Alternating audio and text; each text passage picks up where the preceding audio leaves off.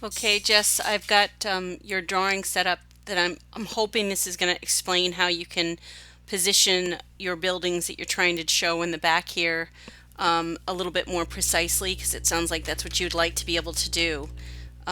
So I'm going to, what I've done is tried to print this out as big as possible.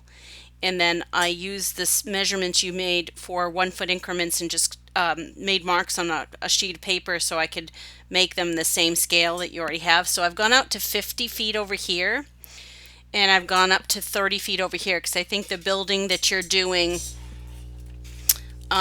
is probably about 3 stories compared to your house. So I wanted to make it look like it was maybe, 3 stories tall and about a story. There's about like a 10 feet per story. I'm trying to get this lighting right. So it's kind of dark in this room here. Let me see if I can add more light there. Um, so what we want to do is make those measurements along our vertical measuring line. So this is measuring 30 feet tall here, and then we have the 50 feet, which I'm basing that off of about how far back your building is from, so like this is your building with the driveway that you have and your front steps. I'm assuming that that bigger building that's the 3 story building is somewhere back here and there's a street and then you have that house with the gable roof next to it, something like that. So what you'd want to know is how far away is the front face of that tall building from the front edge of your perspective. If you know what that is. Now, what I'm going to do with this exercise here is I'm going to assume that that's about 50 feet. Because as long as we plug in a number there, you can do the same thing on your end and you can set that to whatever distance you want. So we're gonna just pretend that because I don't remember what the depth of your house is. I could probably figure it out by looking at it here. But it's pretty narrow. It's maybe only like 20 feet. So that gives us you 30 feet for a street behind here and then the building. If you want that to be further away, then you just have to go further out along this ground line at 1 foot increments until you get to your measurement. Okay. So I'm going to see if I can get this to work right because what's happening here is this measurement is way beyond where the vanishing point would be. So we're just going to see if this will work. So if I go from that 50-foot increment through the measuring point here and just draw until it makes a mark, that is where the face of the building should be. But we're going to go through this vanishing point over here to actually establish the base line of the building. So I'll use a different color for that. I'll use one of these. I guess I'll use green. Let me see if this works. Yeah. So the base of the building then would go from this vanishing point here through that point that we just found, and I'm just going to start it from there, and then we kind of just go off your page, right? Because you're not going to be able to see beyond that line anyway. So there's the base of that 3 story building. Now, if the 3 story building edge here that we have does not line up with the edge of the house, then what I have to do is determine height based off of that point. So we could basically essentially find out where that point is on the front face of the building. That's where this point is right here. And then we'll be able to go beyond that once we find out where that is and establish correct height information. So to get correct height information, we actually need to go from our vanishing point, which is way back here, through that 30-foot height way up here and just draw a construction line. So I'm going to do that in pencil. And at this point, which is right here, if I draw a line, I'm just going to draw it as a construction line as well, making sure I'm matching the parallel vertical line here. Let's see, I think that wiggled a little bit.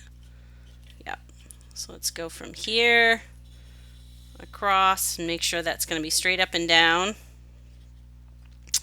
So I'm going to draw a construction line. There's the height, because where the building height, if I want to make the building height 30 feet, where it runs into this line here at that spot on the building would be where 30 feet is. Now to draw the rest of the building, I'm going to go from my vanishing point left through that point, that intersection that got created. And actually what you did was pretty close to what we had for 30 feet.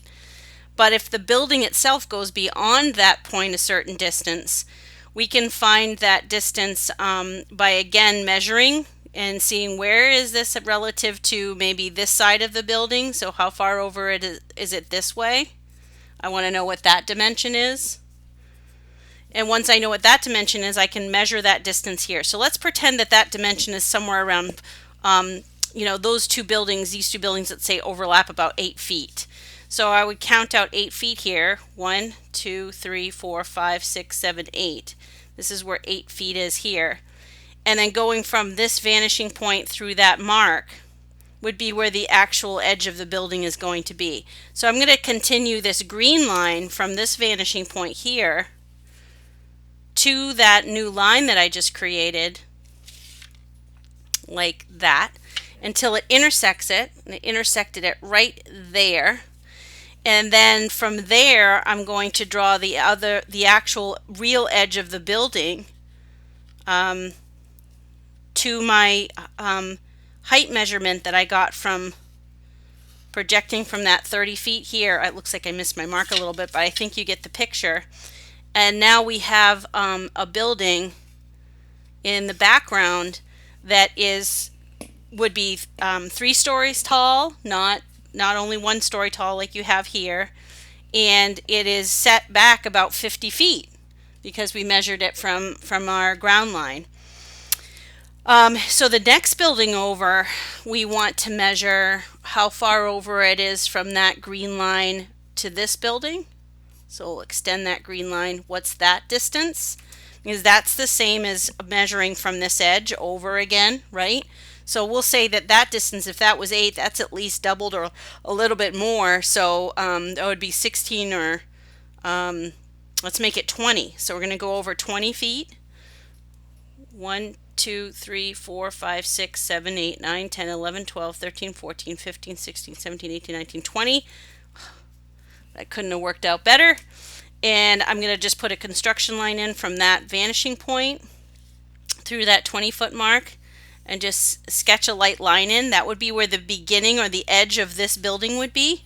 If it was 20 feet over from the edge of this face of the building, that's where it would be.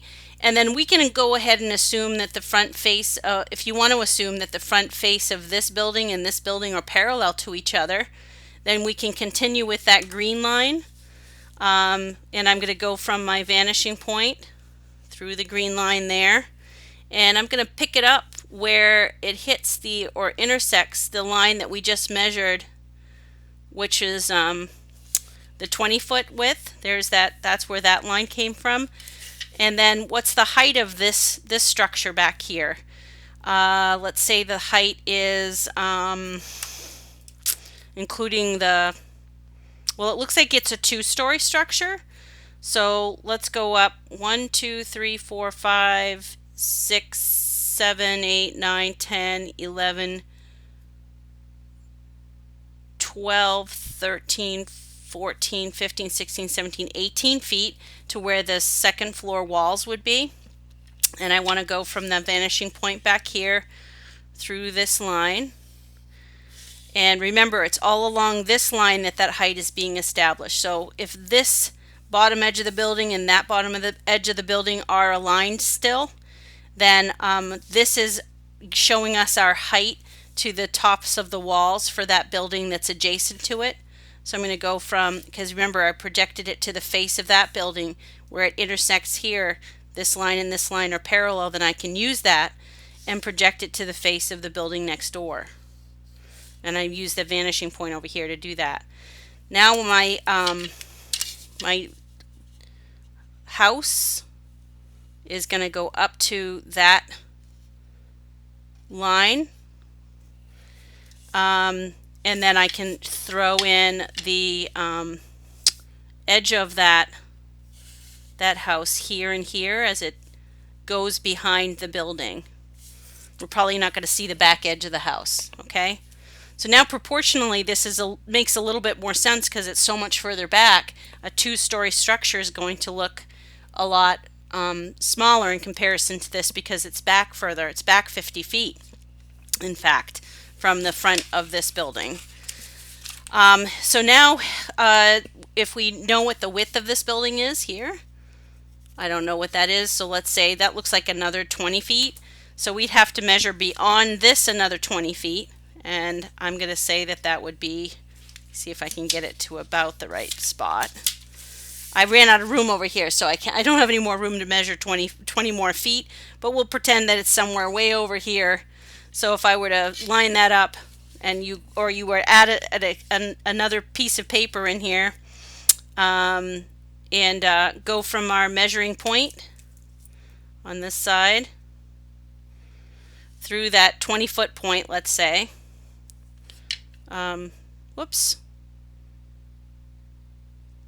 No, go through that point way out there and through this vanishing point, sorry. So let's pretend the point's way out there somewhere. Where it crosses the green line is the other end of the building. So that's a narrow two-story structure.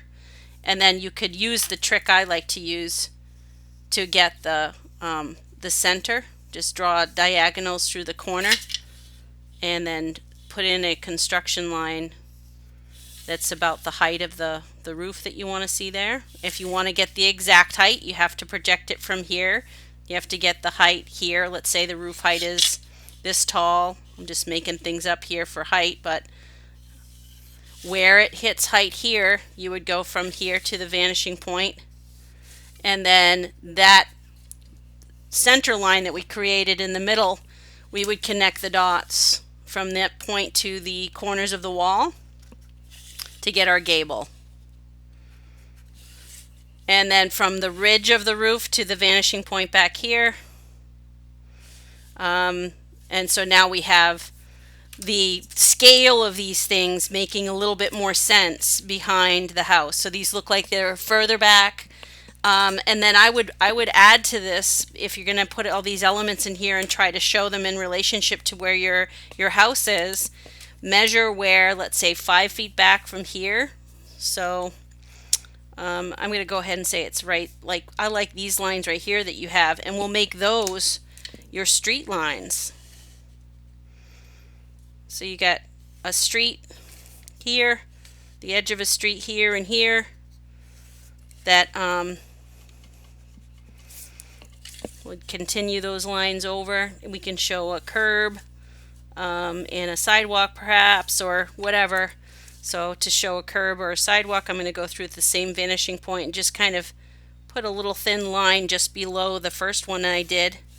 And then on this side, if we wanted to show kind of the width of a concrete sidewalk, there's the width of the sidewalk, and then we could just kind of shade in this part. This is the tar for the road in between those spaces. So I'm hoping that explained things a little bit better to you. This is specific to yours. I love that you're trying to be a little bit more accurate about where we exactly put these buildings. The other advantage to doing it this way is now we can actually measure exact heights for your windows back here, and also measure exact locations of those windows along your ground line. So anything in your space can be measured off of this ground line or this vertical line, but you just have to think about how you're using, like this is for instance the plane that I'm using that lines up with the plane of the house. This plane here I can use as a reference plane throughout the entire project, as long as I find anything on this and then find locations of things plane wise this way, I can transfer them to the different parts and areas of the three-dimensional perspective you're creating. So let me know if that helps. I'm just gonna give you this video, and we'll see if that allows you to kind of figure some things out that are going on in the background there a little bit better.